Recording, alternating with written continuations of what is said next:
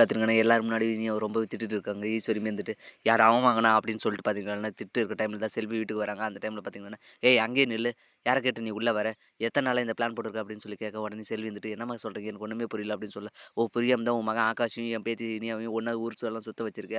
எத்தன நாள் இந்த பிளான் போட்டுருக்க? எங்க சொத்தெல்லாம் அப்படியே பிளான் போட்டு அபகரிச்சிடலான்னு நினைக்கிறேன். இதுக்கோசம் தான் வந்துட்டு அக்கா, அக்கா நான் பின்னாடியே சுத்திட்டு இருந்தேன்." அப்படின்னு சொல்லி மாறி மாறி கேள்வி கேட்க, உடனே வந்துட்டு அம்மா என் மகன பத்தி தப்பா சொல்லாதீங்கம்மா. என் மகன் ஆகாஷ் அப்படியெல்லாம் பண்றவன் கிடையாது. அவன் ரொம்ப நல்ல பையன்ம்மா அப்படின்னு சொல்ல, ஓ! உன் மகனா? அப்படின்னு சொல்லிட்டு பார்த்தீங்கன்னா, ஃபோன்ல இருக்க எல்லா ஆதாரத்தையும் காட்ட உடனே செல்வி வந்துட்டு பார்த்தீங்கன்னா, அம்மா இது எதுவும் தெரியாம நான் வந்து மன்னிச்சிடுங்கம்மா அப்படின்னு சொல்ல, இனிமேலும் பேசாத. நீ இனிமேல் வீட்டுக்கே வராத. இந்த பக்கம் வந்தேன்னா அவ்வளோதான் உன்ன அடிச்சிருவோம். ஒழுங்கு மரியாதையா வீட்டுக்கு கிளம்பி போ. இனிமேல் தலைய காட்டுற வேலை வேணாம். உன் மகன வந்து எப்போ ஏத்தி கூட இனிமேல் சேரக்கூடாதுன்னு சொல்லு. அப்படி சேர்ந்தான்னா அவ்வளோதான் அப்படின்ற மாரி சொல்லி மிரட்டி அனுப்பிச்சிடுறாங்க. இதனால செல்வியுமே பார்த்தீங்கன்னா, அழுதுகிட்டே வீட்டுக்கு போறாங்க. வீட்டுக்கு போயிட்டு பார்த்தீங்கன்னா, ரொம்ப அழுதுகிட்டே ஆகாஷ் ஏன்டா உனக்கு இந்த நிலைமை?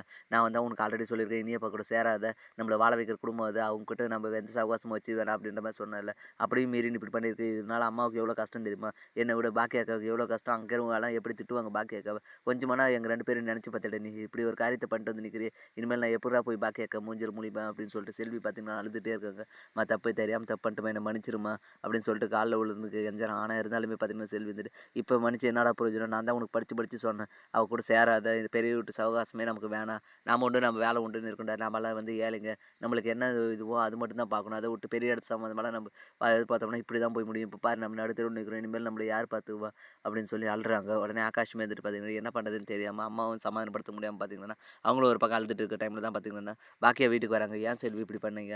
ஏன் ஆகாஷ் நான் உன்னை எவ்வளோ நம்பினேன். நீ என் மகன் மாரி அப்படி இருக்கும்போது ஏன்டா இப்படி ஒரு காரியத்த பண்ணி வச்சிருக்க?" அப்படின்னு சொல்லி, "இல்ல ஆண்டி தெரியாம தப்பு பண்ணிட்டேன். மன்னிச்சிடுங்க. நான் வேணாம்னு தான் சொன்னேன். இனியா தான் எனது வெறுக்கிற டைம்ல" அப்படின்னு சொல்ல, "ஏய் நீயா சின்ன பொண்ணுடா. அவளுக்கு தெரியாது. ஆனா உனக்கு தெரியல. நான் எவ்வளோ உன்னை பாசமா பார்த்துட்டேன். அப்படி இருக்கும்போது நீங்க இப்படி தப்பா இப்படின்னு நான் நினைச்சு கூட பார்க்கல அப்படின்னு சொல்லிட்டு பாக்கியா ஒரு பக்கம் அல்ல இப்படி தான் வரப்போற எபிசோட் வந்து போகுது. அடுத்து என்னலாம் இன்ட்ரெஸ்டிங்கா நடக்க போகுதுன்றத நம்ம வெயிட் பண்ணி தான் பார்க்கணும். மேலும் இது போன்ற அப்டேட்ஸ் தெரிந்து கொள்ள மறக்காம நம்ம சேனலை சப்ஸ்கிரைப் பண்ணுறேங்க. கூட பெல் பட்டன் அழுத்துங்க. அப்போ தான் நான் போடுற ஒவ்வொரு வீடியோ உங்களுக்கு நோட்டிஃபிகேஷன் வரும். தேங்க்யூ.